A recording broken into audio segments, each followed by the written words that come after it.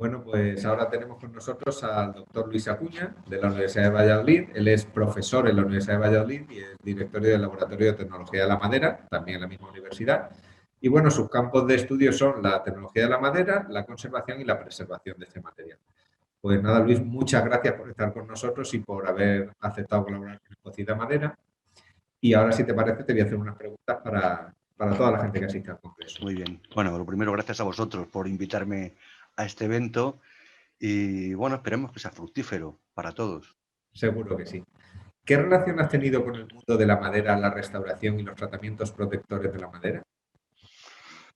Vaya, pues mira, claro, como ya soy viejo en el lugar, pues claro, la relación que he tenido con la madera fue primero mi ámbito de estudio en la Escuela de Ingenieros de Montes cuando hice la carrera, que hice la rama de industrias, con lo cual siempre estuve ligado a la madera, inicialmente de forma académica educativa, y después cuando terminé, pues estuve ligado al Instituto Nacional de Investigaciones Agrarias durante 9 años, en ámbito de industrias forestales, en particular y más centrado en celulosa y papel.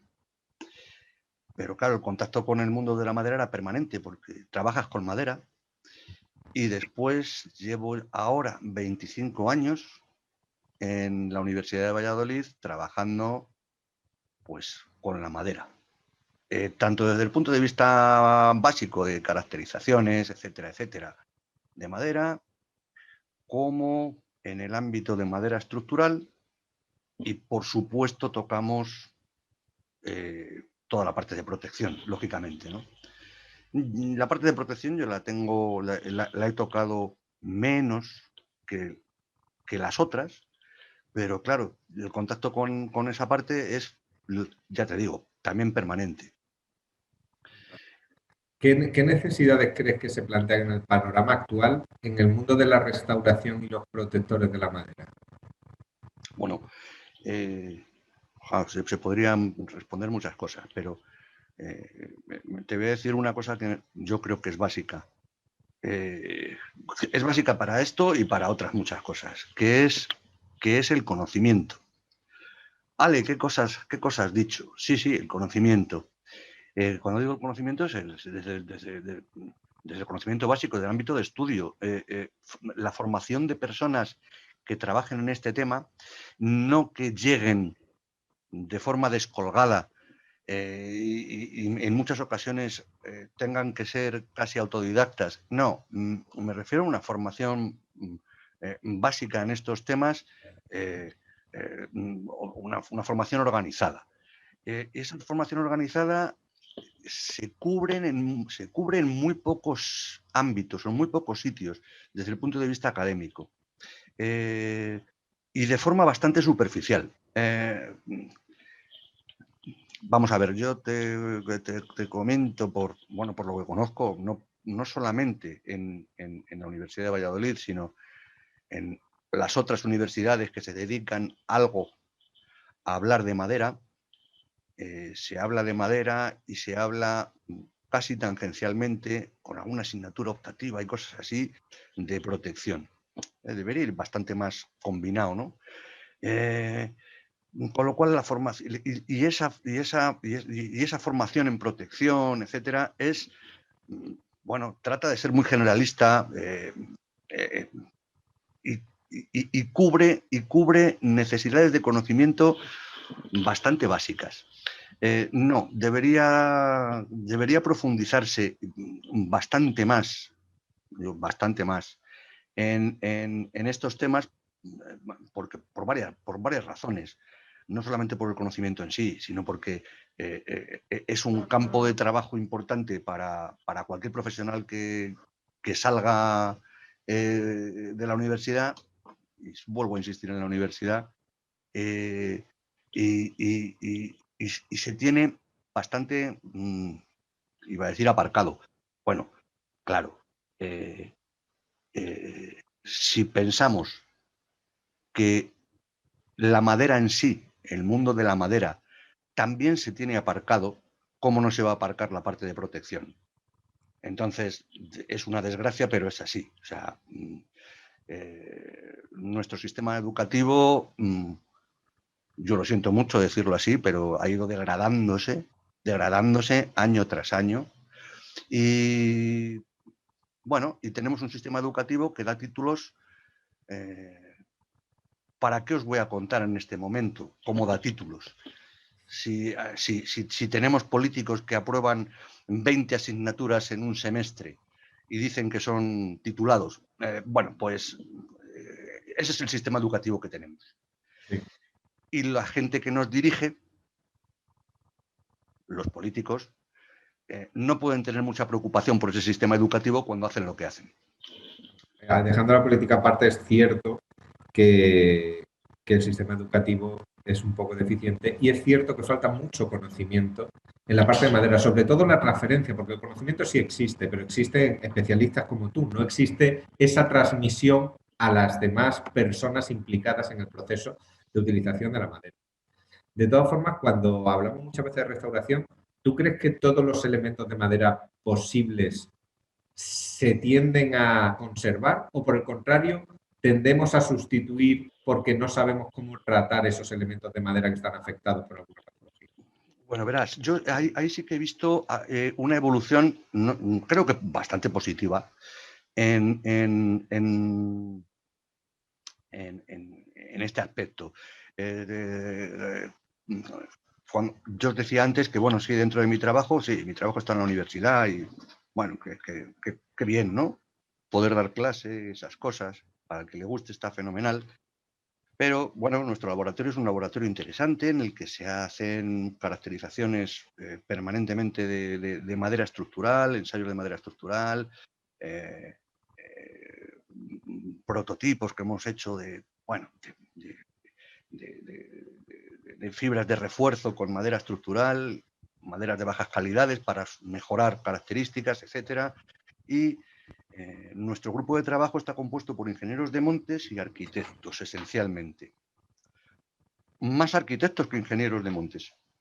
Con lo cual, he tenido la posibilidad durante estos muchos años de participar en trabajos importantes, pues en la Catedral de Segovia, la Iglesia de Cisneros, la Plaza Mayor de Chinchón, en trabajos de recuperación, rehabilitación, etc. Y he visto cómo trabajan los arquitectos. También es cierto que los arquitectos con los que trabajo son un tanto especiales, porque son personas académicamente muy formadas, etcétera, etcétera, pero también he trabajado con arquitectos que nos encargan trabajos, sobre todo de inspección, identificación de especies, inspección, y he visto cómo ha ido evolucionando el tema positivamente. Hace 15, 20 años era muy habitual encontrarte con personas encargadas o que habían realizado un proyecto de rehabilitación, de consolidación en muchos casos, que bueno, te pedían por cubrir un expediente ciertos datos. Qué patologías se veían, qué especies, de qué especie se componía la estructura, qué especie la componía, etcétera, etcétera. Y su idea básica era, lo que no esté seguro, me lo cepillo, lo sustituyo y hasta aquí hemos llegado. Y eso ha ido cambiando enormemente, hasta un punto que a veces casi tienes que decirle, oye, ¿merece la pena tratar de conservar algo que es, bueno, que está destrozado? Sí, y la intención en muchos casos en la actualidad es esa, no tocar, o tocar lo menos posible. Cuando digo tocar es no sustituir, utilizar, bueno, otras técnicas conocidas, o sea, pues se puede poner alguna prótesis, se puede, etcétera, etcétera, etcétera, cosas para no tener que sustituir como tal. Es decir, claro, eso hay ahí una combinación a la hora de intervenir, me refiero, una combinación de problemas económicos, que puede haberlos, tienes un tope económico, dependiendo del elemento, tienes una exigencia estética, etcétera, etcétera. Hay muchas cosas a las que atender, es cierto, pero la reflexión que hacen las personas que intervienen en la actualidad es mucho más profunda que anteriormente. Y digamos que en general veo que se tiene bastante cuidado con eso. Pues sí, yo la verdad es que veo que ha evolucionado bastante. Luego hay otra cosa que nos preguntamos es, ¿hay diferencias en España y en otros países con respecto al abordaje de los tratamientos curativos? Estamos ahora en los tratamientos curativos. Pues mira, de fuera de España, lo que mejor conozco es, me refiero para hacer una comparación. Bueno, sí, en Francia sé más o menos lo que se hace, no es muy distinto en tratamientos curativos, no es muy distinto. Y en Europa yo creo que en general tampoco, no es demasiado distinto, no lo sé. Tampoco soy especialista, pero bueno, alguna cosa he visto. Pero como el mundo es muy grande, yo sí que veo, por ejemplo, la diferencia que hay entre Centroamérica y Sudamérica con España. Claro. Ahí sí que tenemos dos mundos distintos. Dos mundos distintos, absolutamente distintos. Es curioso el patrimonio en madera que existe en Sudamérica, es tremendo. Es tremendo. Y es todo Sudamérica un reflejo también de lo que ocurrió en España, que nos olvidamos en su momento de construir y utilizar madera en la construcción. Bueno, claro, los problemas que hay en un sitio y en otro son completamente también distintos. La evolución y social también es muy distinta en un sitio y en otro, y esa perspectiva de conservar se tiene o es muy diferente en España. En España, por otro lado, no, yo creo que no por nosotros mismos, sino porque tira Europa de nosotros, o ha tirado durante muchos años, ¿no? Entonces, ahora sí estamos dentro de esa perspectiva conservadora, de conservación. Y eso existe relativamente menos, poco, o mucho menos, en los países sudamericanos, o iberoamericanos, sudamericanos. En unos más y en unos menos. Yo estoy pensando ahora en Argentina, en las obras de intervención que ha habido en la ciudad de Córdoba, en el propio Buenos Aires. Sí, ahí sí, por supuesto, se ha trabajado con minuciosidad, con mucha precaución, atendiendo a todos los criterios habituales que ahora en el ámbito de la rehabilitación se tienen, sobre todo trabajando con madera, desde que se creó aquello de ICOMOS, International Council on Monuments and Sites, o algo así. Bueno, pues sí, y todos los arquitectos están entusiasmados, se entusiasmaron en su momento con aquello, que bueno, está muy bien, la verdad que ha venido muy bien a la hora de ser un punto de referencia para trabajar en estos ámbitos, ¿no? Bueno, entonces, vuelvo a decir, dependiendo de los países allí en Iberoamérica, bueno, pues tienen más o menos precaución, digamos, por decirlo de alguna manera, con todas estas cosas en el ámbito de la rehabilitación. En aspectos curativos es que en Sudamérica bueno, he visto, iba a decir las pocas cosas o bastantes cosas que he visto, como muchos se dedican a pincelar y pulverizar cuando ven que hay un problema de ataques, que los hay, por supuesto, y muchos. Pero si entramos en alguna otra técnica un poco más, no sé, sofisticada, o no sé si llamarla sofisticada, que se trabaja aquí en Europa, nos tenemos que olvidar, ¿vale? Inicialmente. Claro.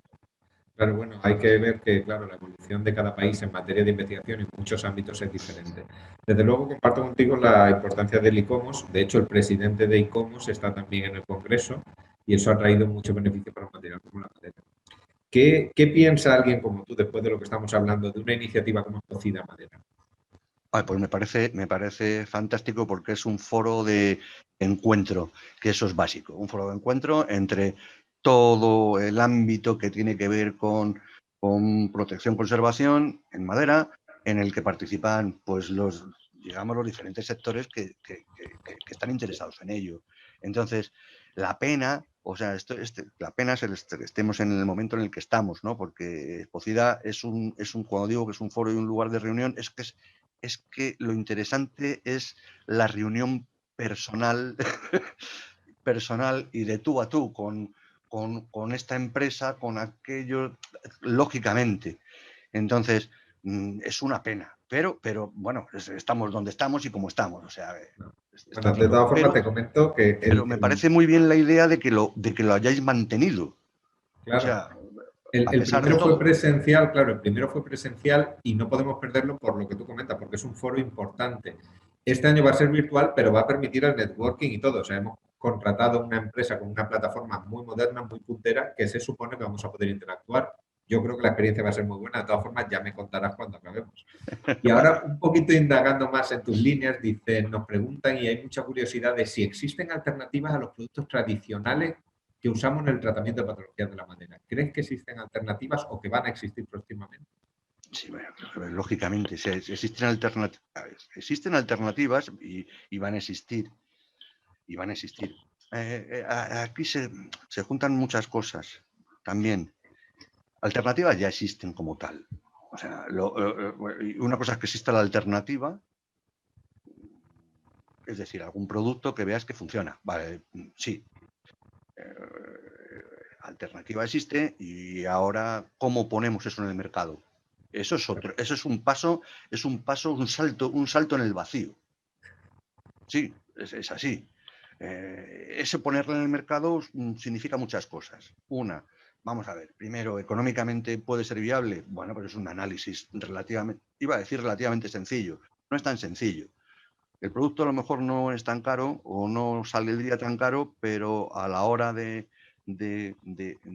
producirlo industrialmente, etcétera, etcétera, etcétera, puede significar cambios en la estructura de la fábrica que no permiten hacerlo. O sea, bueno, entonces, ¿existen productos? Por supuesto.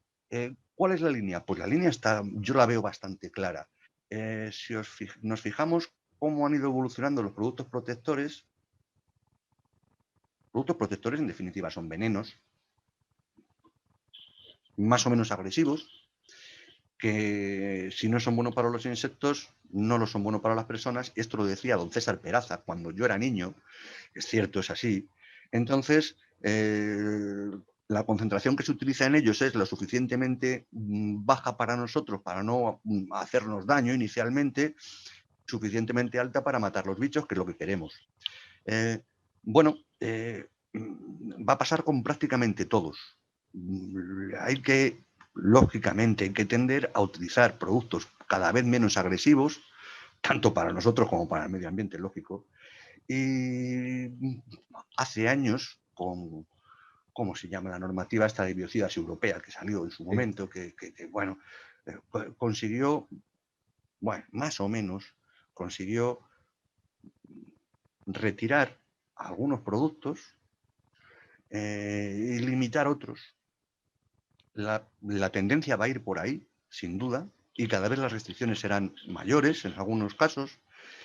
¿Y cómo sustituimos esos productos que funcionaban tan bien? El pentaclorofenol, me acuerdo, qué maravilla, funcionaba. Pues una de las cosas básicas sería imitar a la naturaleza. Lo de imitar a la naturaleza es, ¿por qué no nos preguntamos por qué las maderas muy durables lo son tanto? En general, las maderas muy durables lo son tanto porque tienen algún compuesto orgánico que la planta genera y que ahí está. Bueno, en esas imitaciones es donde deberíamos enfocar nuestro trabajo, creo. No es tan complicado inicialmente y sobre todo ahora, después de tantos años, la evolución que hemos tenido en investigación, en industria química y tal, nos permitiría incluso sintetizar muchos productos análogos a los que esas plantas, esos árboles generan para poder trabajar con ellos, ¿no? Claro, ahí se abre un abanico de investigación súper bonita, muy preciosa, que tiene que ser económicamente sufragada por alguien.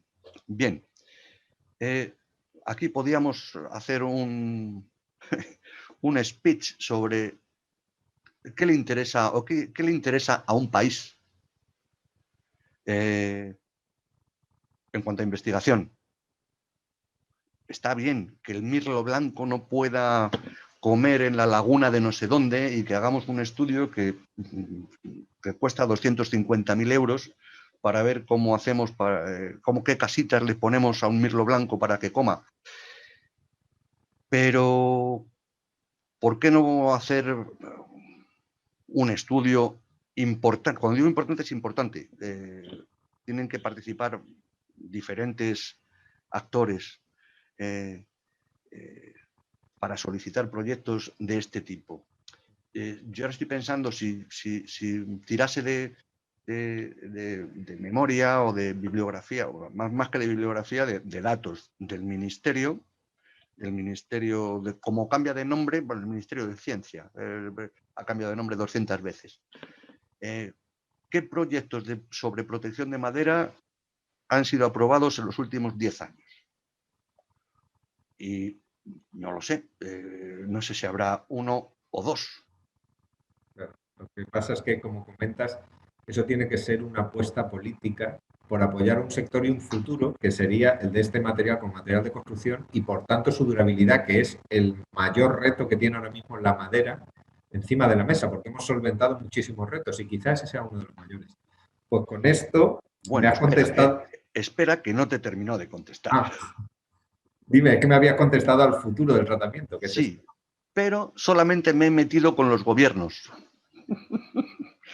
Y no solamente es culpa de ellos. Hay una culpa importante. Te lo digo por cómo está estructurada la investigación en España, cómo está estructurada en otros países. Aquí en España la industria que tenemos es una industria, lo siento, en general, rancia y ramplona. Vamos a ver, igual que en España somos de los países con más bares que hay en el mundo por habitante, más o menos tenemos 300 y pico mil establecimientos para comer, beber, etcétera, del que viven 1,5 millones de personas. Si tenemos 300.000 bares, ¿por qué es curioso que en Madrid, por ejemplo, que hay muchísimos, solamente hay 6 o 7 donde cuando nos vemos decimos, vamos a tomar una caña a tal bar que las tiran muy bien? Vamos a ver, si este país en el que estamos, que está lleno de camareros, 1,5 millones de camareros, no son capaces de tirar una caña bien y nos dedicamos a eso, esto es un desastre. Bueno, pues esa industria, que supone el 6,5% del PIB español, o sea, una barbaridad, esa industria que es catastrófica, es más o menos similar al resto de la industria española. La industria, claro, o sea, la primera interesada en que se desarrollen cosas debería ser la industria. Su aportación a la investigación en España es mínima. Lo que está haciendo la industria, lo sé porque me dedico parte a ello, es tratar de adornar trabajos que hace para desgravar en el sistema económico español, desgravar Hacienda. Pero su inversión en I+D, +I, en general, sálvese quien pueda, que hay quien se salva, en general es patética. Con lo cual, entre un sistema de investigación que ahí se junta industria y Estado, tan catastrófico, pienso, ¿alguna vez nos vamos a poder dedicar un poquito a lo que he comentado? ¿Con qué dinero? Entonces me respondo a mí mismo, con ninguno. O sea, si quieres hacer algo, tiene que ser a base de muy poco dinero, que te guste y que pierdas el tiempo en ello. Es cierto que al final los que estamos en el mundo de la madera lo hacemos por amor al material y es así, y muchos trabajos son así. Bueno, pues en esta entrevista, además de aclararnos aspectos técnicos, hemos solucionado un poco el mundo de la madera en general, Luis.